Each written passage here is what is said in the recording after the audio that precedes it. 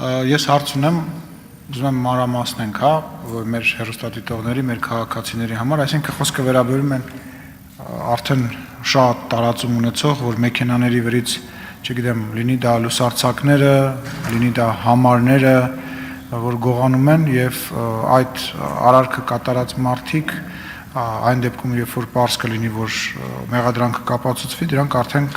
դատապարտվեն միջին ծանրության, որպես, այսինքն ծանրացնում ենք այդ հանցագործությունը, փորձելով ինչ-որ ձևով դա նվազեցնել, իսկ ինչ այլ քայլեր կա, որովհետև միշտ չի, որ հանցագործության համար պատիժը ծանրացնելը բերում է դրական արդյունքներ, եթե չեմ սխալվում, եթե ինձ իրավաբանական գիտելիքները իրավաբանական ֆակուլտետից ճիշտ եմ հիշում, մոտավորապես 37-ից 40%-ն է ազդում սանկցիայի ծանրացումը, որ հանցագործությունները նվազեն, բայց լիակատար լուծում չի տալի, էլ ինչ բաներ կան, քայլեր կան, որովհետև մի հատ էլ sense բան կա ժողովրդի մեջ կարծիք կա, որ հաճախակի դա ոստիկանության կողմից կամ անտեսվում է, կամ նույնիսկ ինչ-որ մարդկանց կողմից հովանավորվում է, եւ նման խոսույթ հանրության մեջ կա, որը շատ վտանգավոր ու շատ վատ բան է, եւ դրա հետ կապված կուզենամ, որ դուք արձագանք տաք։ Շնորհակալ եմ եւ հարցերի եւ դիտարկումների համար։ Այո, խոսքը վերաբերվում է հաշվառման համարանիշների, նշանների, հայլիների կամ լուսարձակների այդ տարածված գողության տեսակին, որը բացի այն, որ համարժեք գնահատում ենք մենք քրեական օրենսգրքով տալիս այս երևույթին, քանի որ գողության առաջին մասում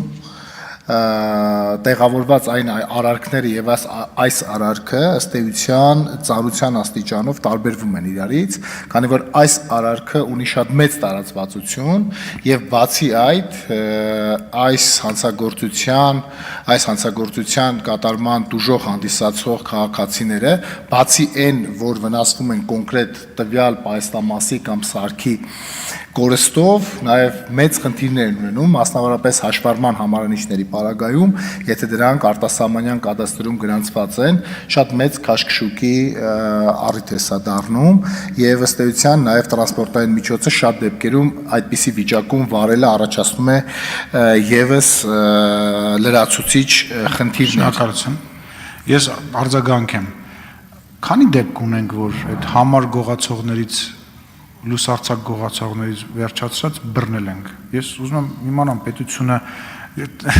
բանը ավտոմեքենաների մագնիշ կա, որ այդ ավտոմեքենայի մագնիշի մեքենա ունենալը ինքնին դառնում է անեծք, որովհետև օրինակ Porsche Cayenne-ները, որ այդ եթե դու ունես Porsche Cayenne ավտոմեքենա, քո լուսարձակները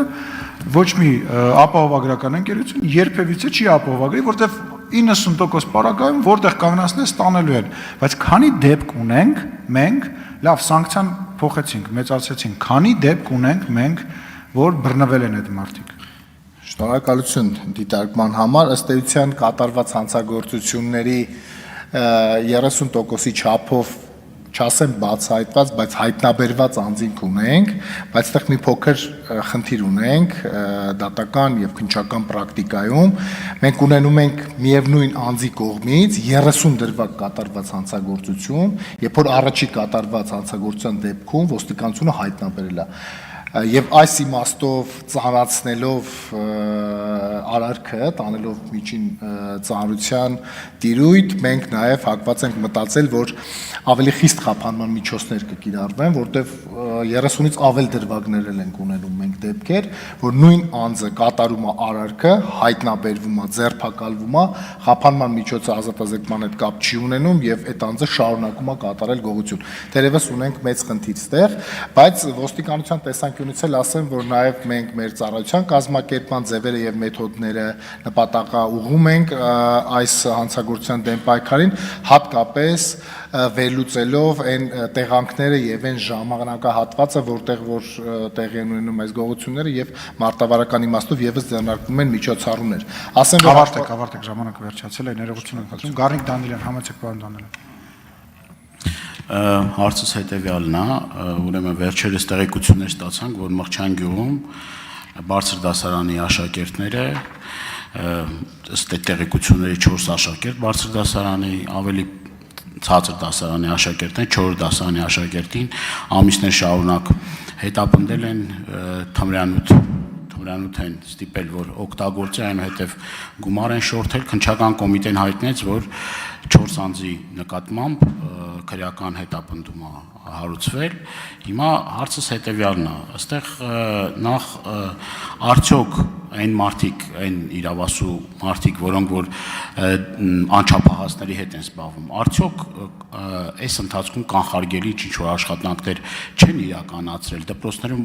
նամանավերջին շրջանում ահագնացող այդ թմրանյութերի կապված հայտնի պատմությունները որ կան, այստեղ նաև կարդում եմ եւ տեսնում եմ, որ երկուսի նկատմամբ էլ ուրեմն հետեւյալ դաստիարակչական հսկողության տակ, այսինքն այդ մեղադրյալներից երկուսը ինչ-որ դաստիարակչական աշխատանքներ են տարվում։ Մի հատ խնդրեմ պարզաբանեք, ինչ է կատարվում եւ այդ գործը։ Շնորհակալ եմ պարոն Դանիելյան հարցի համար։ Ըստ էության, այո, պատկան ծառայությունները, որոնք որ պետք է նման երևույթների կանխարգելման ուղղությամբ իրականացնեն գործունեություն եւ տարբեր միջոցառումներ, դրանք ներքին գործերի նախարարության ոստիկանության տիրույթում են եւ դա համայնքային ոստիկանության գործառույթի մեջ է տեղավորվում։ Իրականացվում են աշխատանքներ, որ այս ուղղությամբ կատարելագործվելու եւ կարողությունները զարգացնելու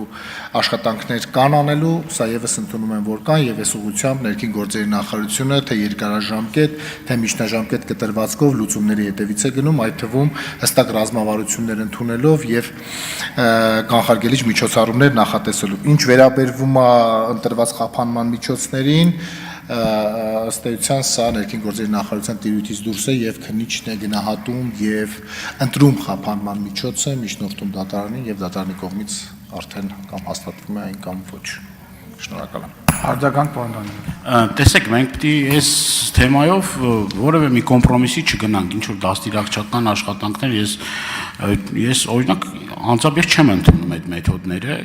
եւ նաև կոչ եմ անում ձեզ շատ ավելի հետևողական լինել եւ այն մարդիկ, որոնք որ պատասխանատու են կոնկրետ կա հատուկ բաժին, չէ, որ անչափահասներով զբաղվում է, այդ բաժինը նաև պետքա որոշակի անձիկ, որոնք որ իրենց պարտականությունների մեջ թերանում են, պետք է պատասխանատվության ենթարկվեն, այսինքն ամիսներ շարունակ այդ process-ը գնացել է եւ կանխարգելիչ միջոցառումներ չի արվել։ Եթե պետք է ինչ-որ օրենսդրական փոփոխություններ ազգային ժողովում արվեն, եթե պետք է լրացուցիչ գործիքակազմեր ուրեմն ունենան այն մարդիկ, որոնք իրավասու մարմինները, ուրեմն պետք է մենք էլ այս առումով մտածենք, բայց այն բացի թողի վիճակը, որ կա եւ մեր մտաղ սերունդը փաստացի շատ լուրջ խնդիրներ արժև է կանգնում, այս դրա հետ կապված լուրջ խնդիր կա։ Շատ լավ, շնորհակալ եմ։ Ըստ էության նման դեպքերը եւ ոստիկանության կենտրոնական ապարատում եւ ներքին գործերի նախարարության համապատասխան ծառայությունների կողմից դառնում են ուսումնասիրության առարկա, պարտադիր դառնում են նման դեպքերը եւ առերևույթ խախտումներ հայտնաբերելու դեպքում նաեւ վարույթներ են նախաձեռնվում ըստ արդեն արարքի գնահատման։ Շնորհակալ եմ։ Զբաղեցրեք ձեր տեղը, հարակից զեկուցող պետաիրավական հարցերի մշտական հանձնաժողովի անդամ Դրդաց Սարգսյան, համեցեք պարոն Սարգսյան։ Մեծարգո նախագահ, հարգելի գործընկերներ, տվյալ հարցը քննարկվել է գլխադասային հանձնաժողովում, տրվել դրական եզրակացություն, առաջարկում եմ կողմ քվեարկել այս նախագծին։ Հարցերի համար հերթագրում։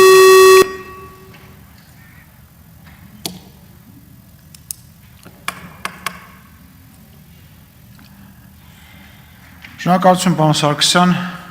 մտքերի փոխանակության համար գրանցում։